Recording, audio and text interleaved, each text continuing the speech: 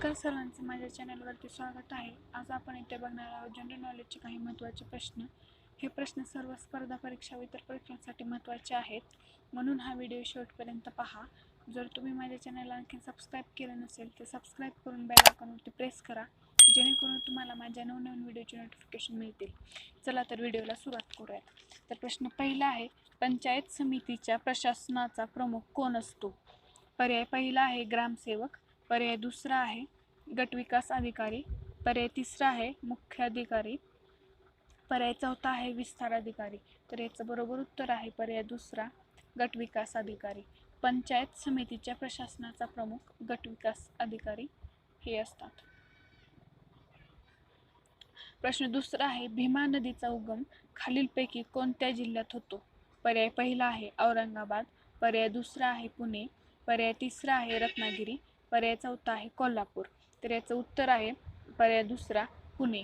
भीमा नदीचा उगम पुणे या जिल्ह्यात होतो.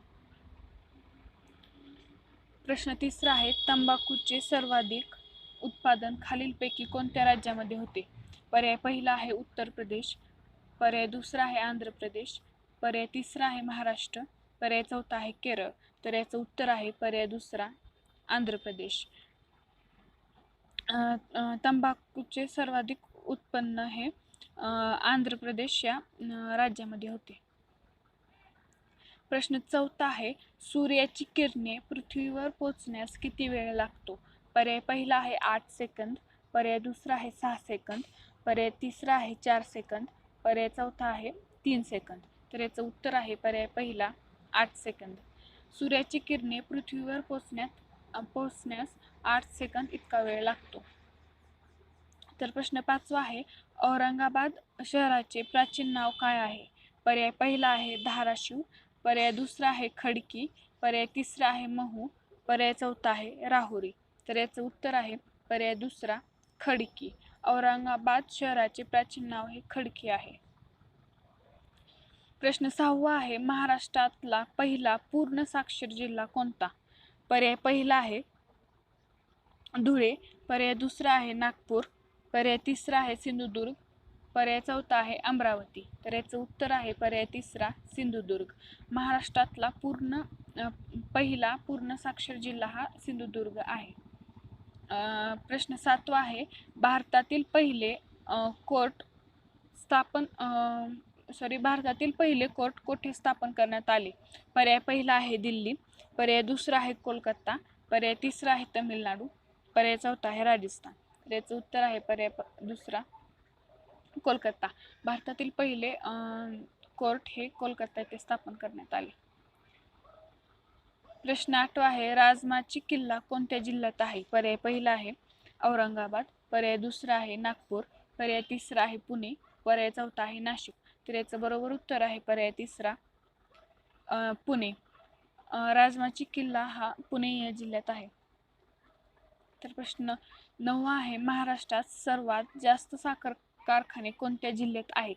पर्याय पहिला आहे अहमदनगर, पर्याय दुसरा आहे बीड, पर्याय तिसरा आहे कोल्हापूर, पर्याय चौथा आहे सातारा. तर याचं बरोबर उत्तर आहे पर्याय पहिला अहमदनगर.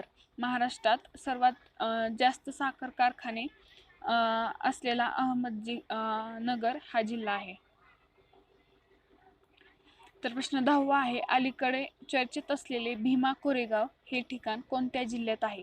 पर्याय पहिला आहे उस्मानाबाद, पर्याय दुसरा आहे ठाणे, पर्याय तिसरा आहे चंद्रपूर, पर्याय चौथा आहे पुणे. तर याचं बरोबर उत्तर आहे पर्याय चौथा पुणे. अलीकडे चर्चेत असलेले भीमा कोरेगाव हे ठिकाण पुणे या जिल्ह्यात आहे. प्रश्न 11वा आहे, आनंदवन ही कुष्ठरोगांसाठी काम करणारी संस्था कोणत्या जिल्ह्यात आहे? पर्याय पहिला आहे यवतमाळ, पर्याय दुसरा आहे गोंदिया, पर्याय तिसरा आहे चंद्रपूर, पर्याय चौथा आहे अमरावती. तर याचं उत्तर आहे पर्याय तिसरा चंद्रपूर. आनंदवन ही कुष्ठरोगासाठी काम करणारी संस्था चंद्रपूर या जिल्ह्यात आहे. प्रश्न 12वा आहे, वनमती संस्था कोणत्या शहरात आहे? पर्याय पहिला आहे बीड, पर्याय दुसरा आहे धुळे, पर्याय तिसरा आहे नाशिक, पर्याय चौथा आहे नागपूर. तर याचं उत्तर आहे पर्याय चौथा नागपूर. वनमती ही संस्था नागपूर या शहरात आहे.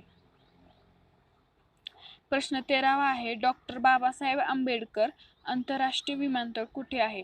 पर्याय पहिला आहे नागपूर, पर्याय दुसरा आहे पुणे, पर्याय तिसरा आहे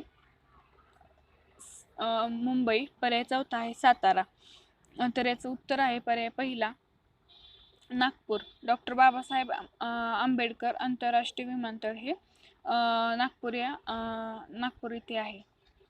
प्रश्न 14वा आहे डॉक्टर बाबासाहेब आंबेडकर यांचा जन्म 14 एप्रिल 1891 रोजी टिंबटिंब येथे झाला.